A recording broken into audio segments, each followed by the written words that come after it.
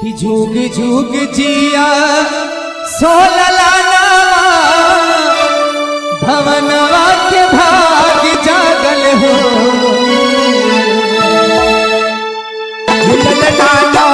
जी के आजू हे भैया भवनवा के भाग जागल रुका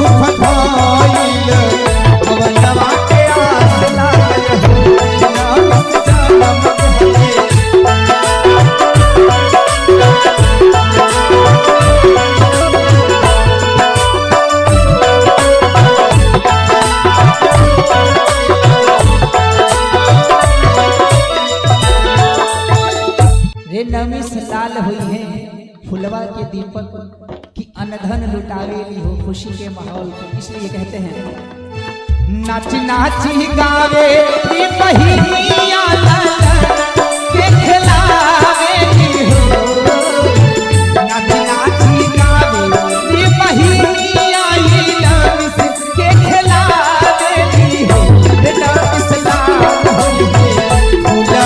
के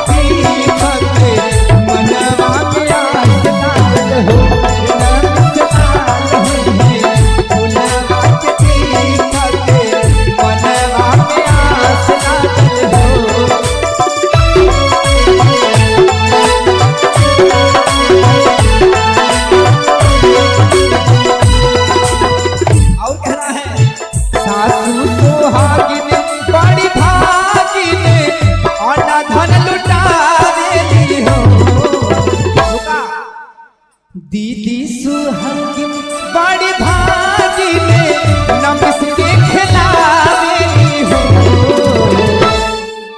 फिर से बुआ सुहागिन बड़ी भागी में नमस के खिलावेली हो बुआ सुहागिन बड़ी भागी में नमस के खिलावेली हो बुआ सुहागिन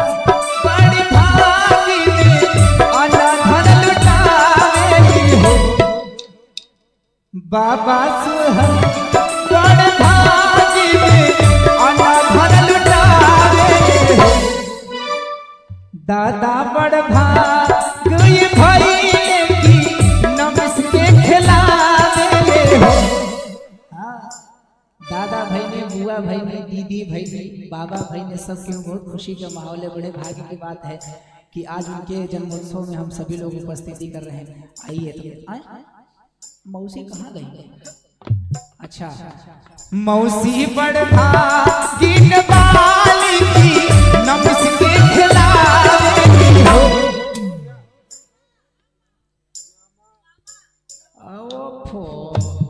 मामा रहेगा मामा कितना ना बोलो जब तक मामा लोगों से दक्षिणा न मिले तो खाली का अच्छा नहीं आए हैं तो आजकल हमारे पास ऑनलाइन का भी जुगाड़ है काम चल जाएगा। मामी है ना वो भी नहीं है कोई बात नहीं है फिर भी हम कहते हैं मामा बड़ भागन की तबाल की अनाधन लुटावे हो फुलवा के दीपक मनवा में आस लागल हो फुलवा के दीपक मनवा में आस लागल हो नाची नाची गावेली बुआ की अनाधन लुटावेली हो नाची नाची गावेली पापा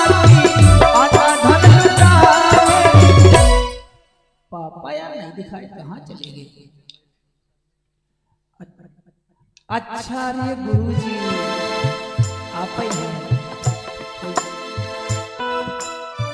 नाची नाची पाखलावेले आटा घर लुटावेले।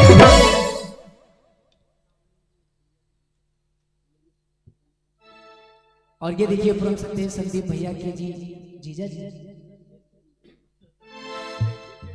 तुम तो सामोक भगवान दवाई हो।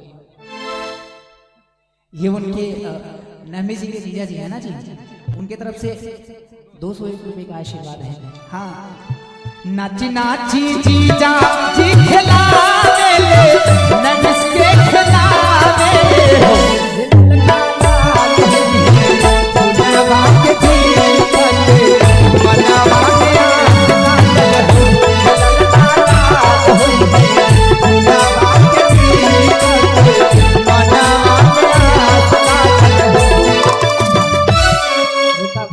जुग जुग जिया